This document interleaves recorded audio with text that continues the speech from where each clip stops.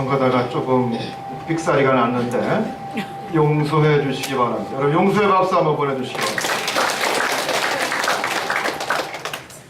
그래도 지난주 세강교회에서 8개 교회가 참석한 선교음악제에 제가 한번 물어봤어요. 참석하신 그 목사님들하고 스태프들, 그 중에서는 지휘자도 있고 음악 전공하시는 분들이 있는데 어느 교회가 제일 잘했냐 하고 물어보니까 중앙교회가 2등이에요.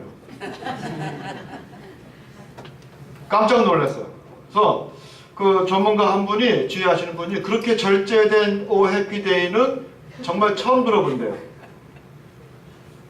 솔로도 좋았고 그리고 오버하지 아니하고, 원래 성량이 좀 작은 거 모르고 오버하지 아니하고 그 절제된 오 해피데이는 자기가 너무 너무 좋았다고 그러면서 야, 우리 중앙교회 찬양대도 이렇게 열심히 하면은 이렇게 아름다운 사람들에게 큰 감동을 줄 수 있구나. 얼마나 기뻤는지 모릅니다.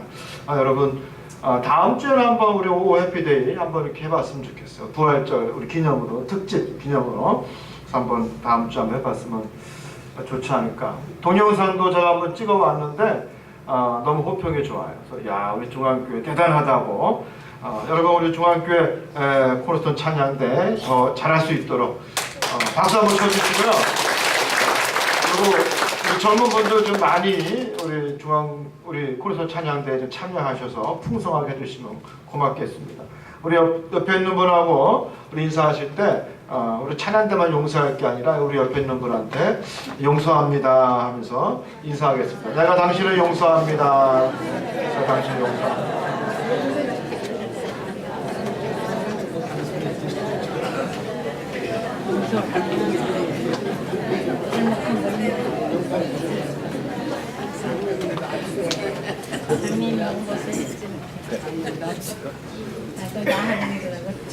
내가 당신을 용서하겠습니다. 여러분 인사하신 줄 믿습니다. 오늘 본문 말씀을 보면요, 아주 예수님의 가르침 중에 핵심 중에 핵심이죠. 8복 가운데 있는 말씀입니다. 거기서 보면은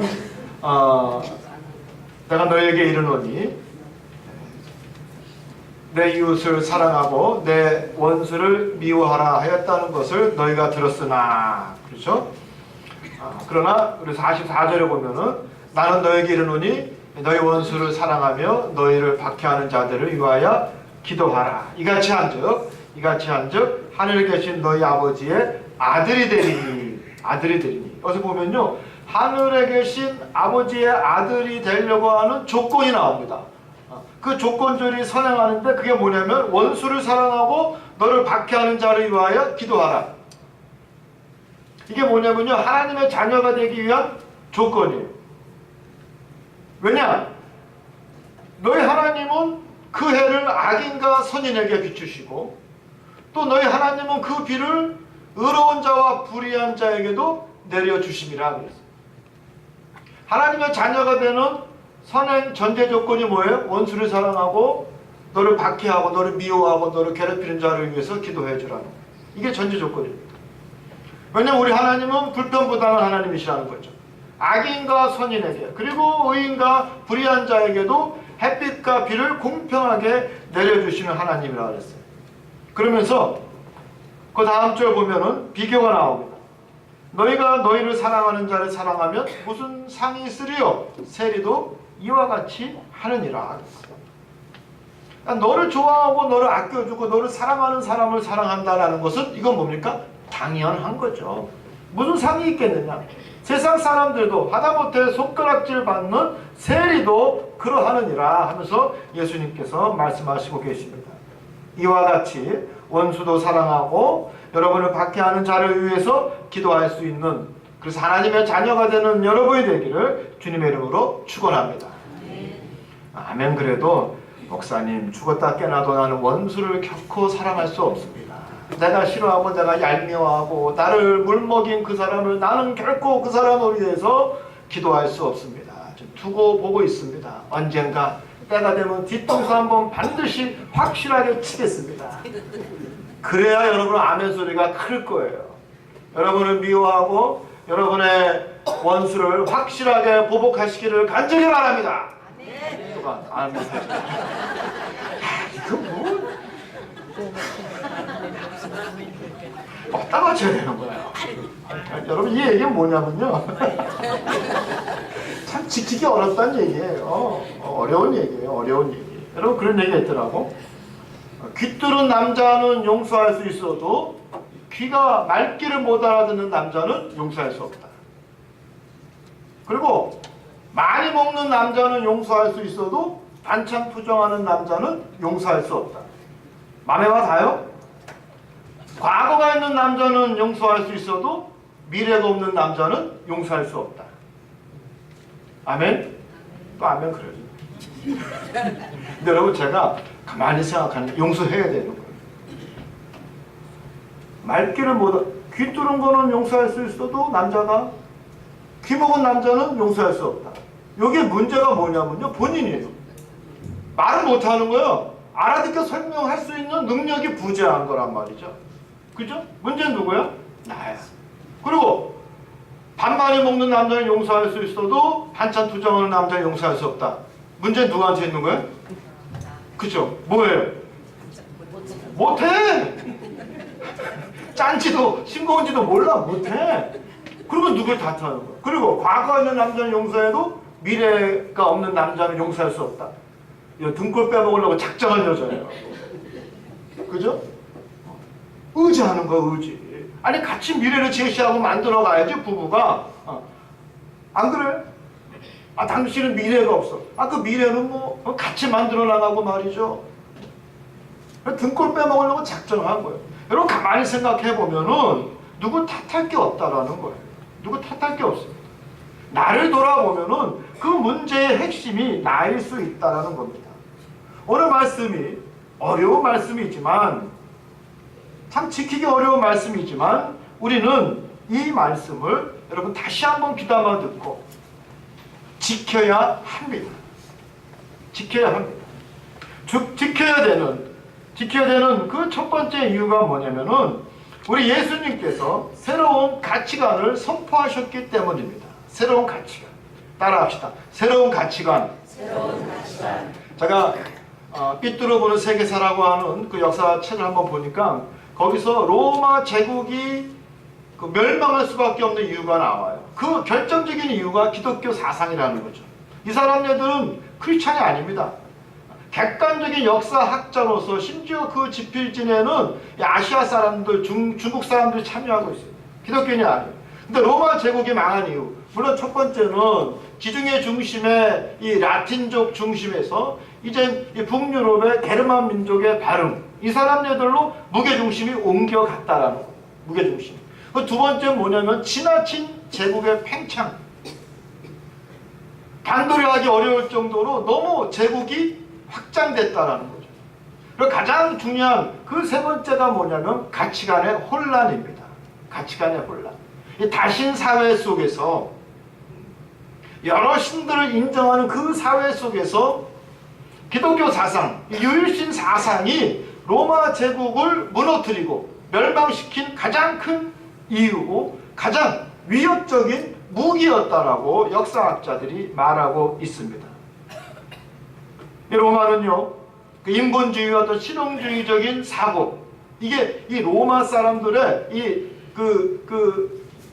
그릭 말고 로마 사람들의 가장 특징이 뭐냐면 실용주의예요. 법을 중심으로 하는. 그래서 인간의 삶을 규제하기보다는 인간의 즐거움, 그 쾌락을 장려하는 종교관이 있습니다. 인간이 신에게 도전하지 않는 한 신도 인간의 영역에 개입하지 않는 이 사람들의 그 신관이 바로 이 그릭 로마의 이 신관이었습니다.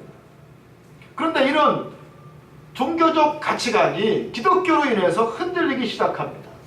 여러분도 젊었을 때 읽어보신 그리스 신화 보면은요, 이들의 이 신가는 뭐냐면 신들끼리 서로 싸우고 분쟁하고 편 나누고 모함하고 음해하고 사랑하고 질투하고 이것이 신들의 이야기예요.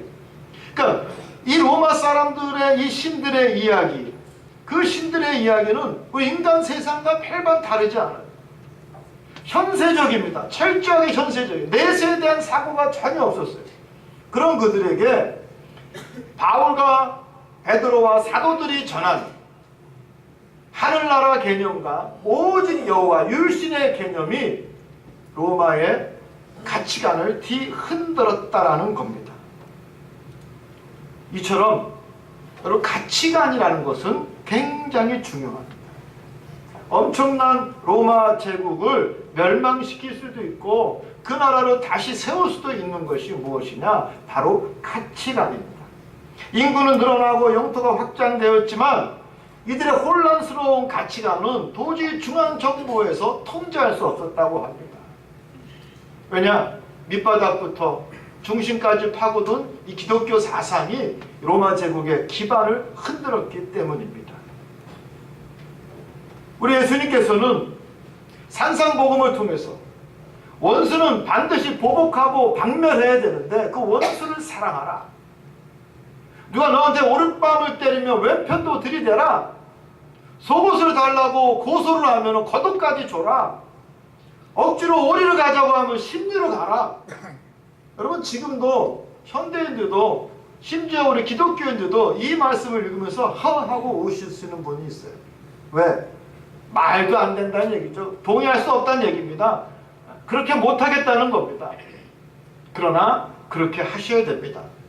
우리 예수님께서 선포하신 새로운 가치관이기 때문입니다. 지키기 어려운 이 계명임에도 불구하고 우리가 또 지켜야 될 이유는 뭐냐면은, 여러분, 누구를 미워하고 그 마음에 분노가 있으면 가장 큰 피해자는 누구냐? 바로 본인입니다. 본인. 팔이 부러지고 상처가 나서 피가 나는 것보다 더 무서운 게 바로 이 내면의 병입니다. 내가 누구를 미워하고 말이죠. 그 사람 생각만 하면 치가 떨고 공포스럽고 말이죠. 이 분노가 이 치밀어 오르고, 여러분, 며칠 전에 알프스 산맥에 비행기 떨어졌잖아요. 그 젊은 파일럿이, 그 부기장 마음에 무엇이 있었다고 그래요? 우울증이 있었다라고. 우울증. 아마 그 사람 마음에는 세상에 대한 이 분노와 미움이 가득 찼을 것입니다.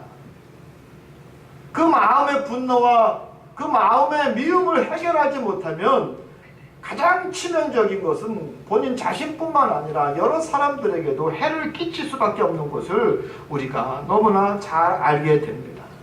팔 부러지는 것보다 더 파괴적이고 더 무서운 병이라는 거예요.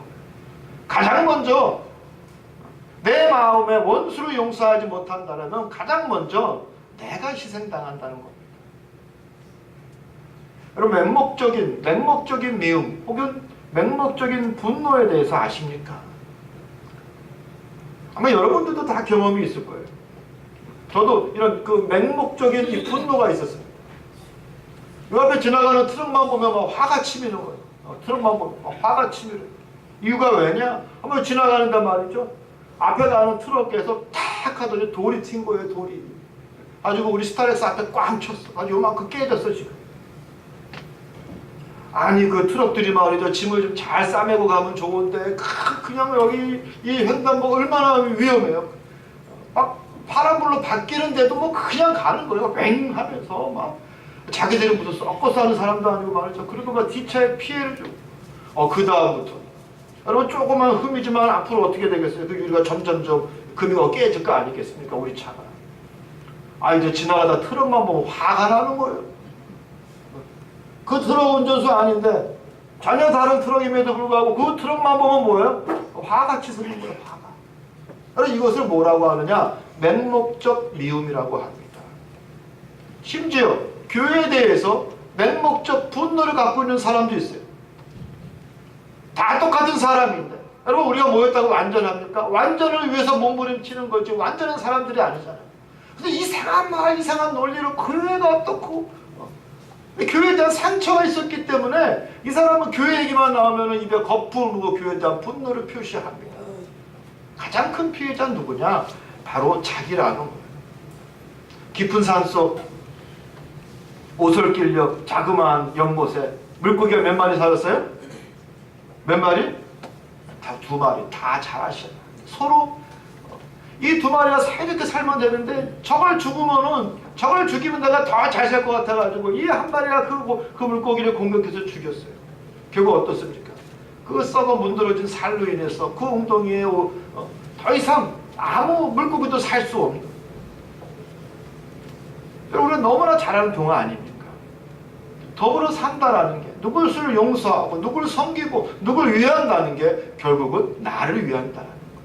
누구를 해친다는 것은요 결국은 나 스스로를 해친다는 것을 우리는 잘 알아야 합니다. 또한 이 말씀이 지키기 어려운 말씀 같지만 우리가 반드시 지켜야 될 또 하나의 이유가 있습니다. 그것은 구원받은 자녀들의 자존심입니다. 여러분, 우리는요 구원받은 하나님의 자녀예요. 이 구정돌 같은 세상 속에서 하나님께서 건져주셨어요. 그리고 영원한 것을 바라보고 영생을 우리에게 이미 허락해 주셨어요. 할렐루야. 하늘나라의 그 분깃은 이루 말할 수가 없습니다. 주님께서 준비하신 그 영광스러운 분깃은요 그 가장 가치 없고 가장 싸구려를 할지라도 이 세상에 가장 비싸고 귀한 것보다 몇십 배, 몇만 배 더 귀한 것이 바로 하늘나라의 가치예요. 우리 하나님께서 우리에게 정말로 죽을 수밖에 없는 우리를 말이죠 건져내 주셨어요. 새로운 생명으로 새로운 존재로 우리를 변화시켜 주셨습니다. 여러분, 그런 존재가 세상의 이해관계 때문에 원수하고 싸울 이유가 있어요? 전혀 없습니다. 세상의 원수는요 세상의 원수일 뿐이에요. 우리 얼마든지 용서하고 털어낼 수 있습니다. 지울 수 있습니다. 왜? 하나님께서 우리에게 더 큰 것을 허락해 주셨기 때문에. 구원받은 백성으로서 세상의 이익에 연연하지 않는 모습, 여러분, 이것 때문이라도 우리는 원수를 사랑하고 내가 오른밤을 맞으면 왼편도 들이댈 수 있어야 한다는 것입니다. 마지막으로 우리가 이 말씀을 지켜야 될 그 이유, 가장 큰 이유는 바로 하나님의 마음입니다. 하나님의 마음. 하나님의 마음을 우리는 알아야 합니다. 당신의 독생자를 내어주셨어요. 이 세상에 내어주셨어요. 그리고 십자가에 달려 피를 흘리면서 죽게끔 하셨어요. 여러분, 이 놀라운 죽음, 이 놀라운 희생, 이 놀라운 사랑이 스스로 잘났다라고 생각하는 몇 사람만을 위해서 그러느냐? 아닙니다. 우리의 착각입니다. 내가 의인이요 나는 선인이라고 스스로 착각하는 사람들을 위해서 우리 하나님께서 당신의 아들을 내어주셨느냐? 결코 그렇지 않습니다. 내가 손가락질하고 내가 미워하고 내가 원수라고 생각하는 그 사람도 구원의 가능성이 있고, 그 사람도 우리 하나님께서는 사랑하시고, 그 사람도 우리 하나님께서는 그들을 구원하기 원하신다는 겁니다. 근데 내가 왜 그들을 미워하고 내가 왜 그들을 정죄하고 내가 왜 그들을 원수로 삼습니까? 이것은 우리가 하나님의 마음을 알지 못하기 때문입니다. 우리 하나님의 마음은 결코 불편부당하지 않습니다. 어느 한쪽으로 치우치지 않고 아주 공정합니다. 세상 모든 사람들,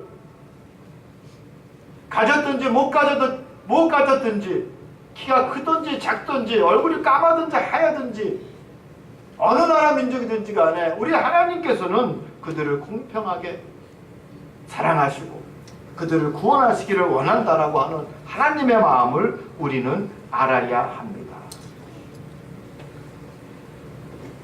고난주를 보내면서 특별히 우리가 가져야 할 자세는 하나님의 자녀답게 살아야 한다는 것입니다. 하나님의 자녀답게. 원수를 사랑하고 나를 박해하는 자를 위하여 기도하고, 오리를 가자는 자에게 심리를 가고, 속옷을 달라는 자에게 겉옷까지 벗어주는 이런 삶의 모습이 바로 하나님의 자녀다운 온전한 모습입니다. 오늘 본문 말씀 마지막을 보면, 그러므로 하늘에 계신 너희 아버지의 온전하심과 같이 너희도 온전하라 그랬습니다. Be perfect. Therefore, as your heavenly Father is perfect. 영어도 간단해요. Be perfect. 이건 뭐예요? 완전하라는 거예요. 완전하라. 왜? Heavenly Father is, 하늘에 있는 아버지도 perfect. 완벽하다라는 거죠. 그렇기 때문에 너희도 온전하라는 겁니다. 여러분, 우리가 가져야 될 그 목표는 바로 be perfect입니다. 완전함이요, 완전함. 우리 예수님께서 산상수훈을 통해서 우리에게 이 말씀을 참 지키기 어려운 보통 상식을 갖고 세상적 가치관을 갖고는 도저히 지킬 수 없는 이 말씀을 우리에게 던져주시면서 우리에게 요구하시는 건요, 100% 신앙인이 되라는 거예요. almost 크리스찬이 아니라 99% 크리스찬이 아니라 퍼펙트 크리스찬, almost가 아닙니다. 우리의 목표는 100% 완벽한 신앙인을 향해서 달려나가야 한다라는 것입니다. 이 목표를 향해서 우리가 달려나가야 우리는 그 목표를 향해서 최선을 다합니다. 열심을 다합니다. 그렇기 때문에 우리는 결코 교만하지 않습니다. 왜냐? 그 완전에 항상 모자르는 나의 모습을 내가 스스로 너무나 잘 알기 때문에 나는 겸손할 수밖에 없습니다. 우리 주님은 우리에게 be perfect, 완전을 요구하셨는데 내가 그것을 향해서 달려가고 있지만 주님이 여전히 나는 부족합니다. 자기의 모습을 누구보다도 자기가 잘 알잖아요. 그래서 어느 누구도 교만할 수 없다라는 거예요. 여러분, 신앙은 겸손 아닙니까? 늘 겸손할 수 있다라는 거예요. 완벽을 추구하면서도. 여러분, 귀한 그림을 그리려면요, 호랑이를 그리셔야 됩니다. 호랑이를 그리려다가 고양이를 그릴 수 있어도 처음부터 고양이를 그리려고 하면요, 고양이도 못 그리는 거예요. 처음부터 우리의 신앙의 목표를 여러분 완벽하게 잡으셔야 합니다. 그래서 오늘 본문 말씀 마지막 절에 보면 그러므로 하늘에 계신 너희 아버지의 온전하신과 같이 너희도 온전하라. 여러분도 온전하셔야 됩니다. 온전한 하나님의 퍼펙트한 자녀가 되시기를 주님의 이름으로 축원합니다. 우리 사사기에 보면은 이런 말씀이 있어요. 사람마다 자기 소견에 옳은 대로 행하였더라. 여러분, 사람마다 자기 소견대로 옳은 대로 행하였다라는 말씀은 무엇입니까? 자기 멋대로 생각했다라는 거예요. 자기 좋을 대로. 자기가 모든 가치의 기준이라는 거죠. 결과가 뭡니까? 사사시대 보면 인간이 타락하고 부패하고 음행이 성행하고 말 그대로 암흑시대를 이루고 말았습니다. 하나님의 가치관을 따르는 것이, 하나님의 말씀대로 살려고 그 완벽을 향해서 나가는 것이 여러분 바른 길이라는 것을 다시 한번 깨닫는 여러분이 되기를 주님의 이름으로 축원합니다. 근데 문제는 뭐냐면요, 우리 인간의 능력으로는 완벽할 수 없다라는 거예요. 전적으로 인간의 능력으로 우리가 완전히 이룰 수 있느냐? 결코 할 수 없습니다. 때문에 하나님의 은총 없이는 우린 도저히 있을 수 없습니다. 그냥 인간은 인간이고요, 애를 써보지만 우린 결코 완전히 이룰 수 없습니다. 그래서 어떤 현인이 말하지 않습니까? 산은 산이되 물은 물이로다. 산은 산이고 물은 물인 거예요. 있는 그대로. 인간이 스스로 완벽하게 이룰 수 있느냐? 없습니다. 근데 오늘 말씀에 보면요, 48절 말씀에 보면은 하늘에 계신 너희 아버지의 온전하신과 같이 너희도 온전하라. 여기서 온전하라고 하는 말은요, 중동태입니다. 중동태. 우리 한국말에는 이 중동태라는 게 없죠. 수동태, 능동태가 있는데, 능동태는 뭐예요? 능동태는 이 주어가 동작하는 것을 내가 뭐뭐 하다, 이게 능동태예요. 수동태는 뭐예요? 그 동작에 내가 영향을 받는 거예요. 영향을 받는 거예요. 근데 그리스 문법이나 이 서양 문법에는 이 중동태라는 게 있습니다. 일본에서도 이 사역태라는 게 있는데, 그 동작이 서로 주고받는다라는 거예요. 주고받는. 이걸 중동태라고 합니다. 근데 여기서 말하는 그 온전하라는 것은요, 수동태도 아니고 능동태도 아니고 중동태입니다. 주고받는 거예요. 하나님은 당신의 은총으로 우리를 완벽함으로 이끌려고 애쓰시고, 우리는 뭐예요? 거기에 화답하는 거예요. 아, 나도 하나님이 나를 이끄시는데 나도 그 온전함을 향해서 달려나가야지. 끊임없는 노력하는 거. 이게 바로 온전함이라는 거예요. 여러분, 결코 포기하지 마십시오. 결코 좌절하지 마십시오. 하나님이 여러분을 온전하기 위해서 이끌고 계십니다. 여러분을 완전하게 하기 위해서 여러분을 이끌고 계십니다. 그 손 꼭 붙잡고 내가 완전한 신앙인이 되기 위해서 오늘도 정진하고 애쓸 수 있는 여러분이 되시기를 주님의 이름으로 축원합니다.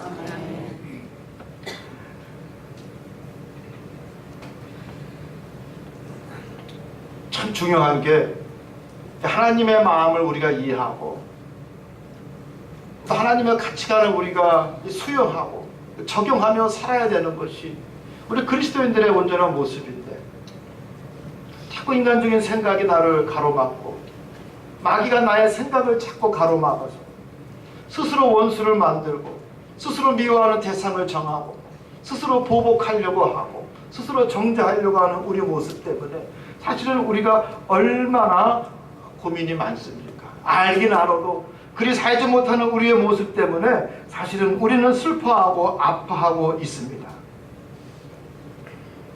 그러나 여러분, 고난절을 맞이하면서 다시 한번 생각해 보시기 바랍니다. 원수를 사랑하고 또 나를 박해하는 자를 위해서 기도하라. 과연 그럴 수 있을까? 나를 미워하고 나를 폄하시키고 나를 무시하고 나를 핍박하는 사람들, 그들을 위해서 그들을 용서하고 사랑하고 기도해 주라는 것입니다. 그런데 예수님은 이것 때문에 못 박혀 죽으셨습니다. 여러분 아십니까? 내가 원수고 내가 죄인 중에 괴수고 내가 예수를 핍박했던 사람이고 내가 내 소견대로 멋대로 하나님을 대적하며 살았던 사람이었습니다. 내가 바로 원수고 내가 괴수였는데 우리 예수님께서는 나를 위해서 십자가에 못 박혀 죽으셨습니다. 심판장이신 하늘의 아버지께 내 죄를 대신해서 담당해서 대속해서 죽으심으로 용서를 구하신 사건이 바로 십자가의 사건입니다. 그런데 우리는 왜 여전히 남을 미워합니까? 예수님께서는 나 같은 원수를 위해서도 스스로 십자가에 못 박히고 사셨는데 나는 왜 오늘도 우리는 원수를 만들어가면서 살고 있습니까? 여러분 가장 큰 비극이 무엇인지 아십니까? 이 원수는요, 가장 나랑 가까운 사람이라는 거예요. 멀리 떨어져 있는 사람은, 미국에 사는 사람은, 일본에 있는 사람은 여러분하고 상관없어요. 가장 매일 꼭 만나야 되는, 꼭 필요한 내 아내, 내 남편, 내 자식, 내 친지들, 이 사람들이 여러분 원수가 되고 있습니다. 여러분 뉴스를 가만히 모니터해 보십시오. 실제로 상관없는 사람끼리 싸워서 해를 입히는 경우는 별로 없습니다. 대개가 뭡니까?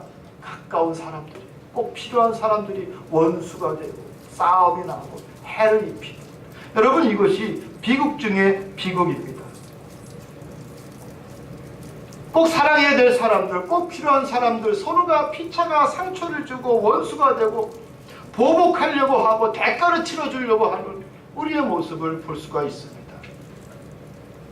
1956년 1월 8일 짐 엘리엇이라고 하는 사람이 미국의 아주 유수한 기독교 대학인 휘튼 대학을 졸업하고 거기서 목사 안수를 받고 그리고 선교사로 나갈 것으로 준비하고 있습니다. 그 선교사 준비를 하면서 마음에 품고 기도한 곳이 어디였느냐? 바로 에콰도르 아마존 유역이었습니다. 에콰도르. 그 에콰도르 아마존 유역에 아우카 부족이라고 하는 아주 사나운 부족이 살고 있었습니다. 사나운 부족. 악명 높은 부족이었습니다. 왜냐? 마치 동물과 같이 자기 영역을 정해놓고 거기에 침범한 사람들은 다 죽여버리는 악명 높은 아우카 부족. 그 부족을 마음에 품고 이 짐 엘리엇 목사님이 선교사로 스스로 자청해서 떠납니다. 여러분 어떻게 됐겠어요? 역시 이 엘리엇도 창에 찔려 순교를 당합니다. 그 소식을 들은 그의 아내 엘리자벳은 간호사 훈련을 받고 1년 후에 똑같은 곳으로 스스로 들어갑니다. 그런데 희한하게도 이들의 풍습 중에 하나는 남자는 죽여도 여자는 죽이지 않는 풍습이 있었습니다. 그래서 엘리자벳은 5년 동안 그 아우카 부족을 위해서 섬기고 치료하고 그들에게 철저하게 희생하면서 봉사하면서 살아갑니다. 5년이 지난 이후 그가 떠나려고 할 때 아우카 부족 사람들이 눈물을 흘리면서 너무나 아쉬워하면서 묻습니다. 당신은 도대체 누구였습니까? 그때에 이 엘리자벳이 말합니다. 당신들이 5년 전에 죽인 짐 엘리엇이라고 하는 사람의 아내입니다. 그 말에 아우카 부족의 마음이 열리고 그곳에 교회가 세워지기 시작하고 나중에는 짐 엘리엇의 아들 엘리자벳의 아들이 그 부족 교회에 와서 목회자로 섬기는 놀라운 역사가 있었습니다. 여러분, 보복이 아니라 세상적으로 보면은 보복해야죠. 그러나 품고 용서하고 오히려 섬길 때에 더 놀랍고 풍성한 열매가 있다는 것을 결코 잊지 않는 여러분이 되기를 원합니다. 사랑하는 성도 여러분, 마음속에 원수를 지우십시오. 그들을 용서하십시오. 고난주간이라고 금식하는 것도 소중하지만 진짜 고난에 참여하는 것은 십자가 정신을 깨닫고 십자가 정신의 본질이 무엇인지 알고 내 마음속에 원수를 용서하는 것입니다. 이제 하나님의 자녀답게 내가 완벽을 향해서 달려가면서 원수를 미워하는 마음에서 그들에게 대가를 치르고 보복하려고 하는 마음에서 벗어나 여러분 진정한 자유를 누리시기 바랍니다. 그것이 바로 예수님이 원하시는 자유입니다. 저도 한때는요, 아무 개를 용서하지 못해서 기회만 있으면 내가 반드시 한번 뒷다리 걸어서 넘어지게 하리라. 한국만 한번 나왔다는 소문만 들려라. 미국에 살거든. 그런 마음이 있었어요. 그런 마음이 있었어요. 근데 어느 때부터인가 여러분, 제가 잘난 촬영하는 것이 아니라 내가 그를 위해서 기도하게 됩니다. 왜냐? 스스로 깨닫게 돼요. 내 마음만 상하고 아까 말씀드린 것처럼 가장 희생당하는 첫 번째 사람이 스스로라는 것을 알게 됐습니다. 여러분 마음속에 용서, 그 누구라도 원수를 용서하시기 바랍니다. 이것이 진정한 자유요 평화입니다. 용서하고 그리고 기도해주고 위에서 사랑함으로 기쁨과 평강의 삶을 누리는 여러분이 되기를 원합니다. 이런 삶이 바로 십자가의 고난에 참여하는 한 주일 줄 믿습니다. 이제 이 고난주간 여러분 미워했던 사람, 여러분 무시했던 사람, 여러분을 폄하했던 사람, 여러분에게 손해를 끼쳤던 그 사람을 찾아가 화해하고 용서하고 품어주고 위에서 기도함으로 진짜 십자가의 소망인 그 부활을 기대할 수 있는 여러분이 되시기를 주님의 이름으로 축원합니다. 기도하겠습니다. 할렐루야. 하나님, 가까운 사람이 우리에게 상처를 줍니다. 동기간들이, 부부간에, 혹은 친구들이, 선배가, 동료들이. 그럼에도 불구하고 하나님 우리에게 많은 거 주셨습니다. 그들과 비교할 수 없는, 그들은 세상적 이익을 위해서 나를 폄하시키고 나를 흔들지만 하나님 그거 없어도 우리 하나님께서는 더 좋은 것으로, 더 많은 것으로, 비교할 수 없는 것으로 엄청나게 주셨는데 그거 바라보고 웃고 넘길 수 있는 우리 중앙교회 성도들 되게 하여 주시옵소서. 같이 화내고 같이 싸우면 구원을 믿지 않는, 구원에 확신이 없는 엉터리 신앙이라는 것을 스스로 단정할 수밖에 없습니다. 이 사실을 깨닫고 하나님의 자녀답게 완전히 향해서 달려나가되 특별히 고난주간을 맞이하면서 내 원수들을 내 마음속에 지워버리고 용서할 수 있는 진실된 성숙한 그리스도인들이 되게 하여 주시옵소서. 예수님의 이름으로 간절히 기도드리옵나이다. 아멘.